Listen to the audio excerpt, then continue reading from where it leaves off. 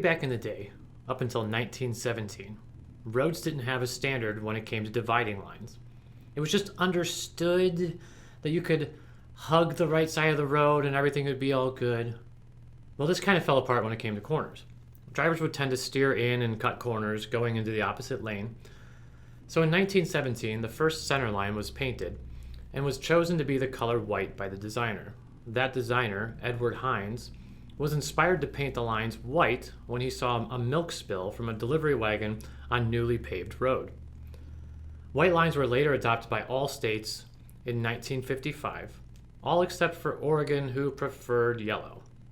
And eventually, the federal government in 1971 mandated that all center lines use the color yellow and that white lines only be used for traffic going in the same direction. I can only imagine Oregon at that point saying, "See, yellow is safer."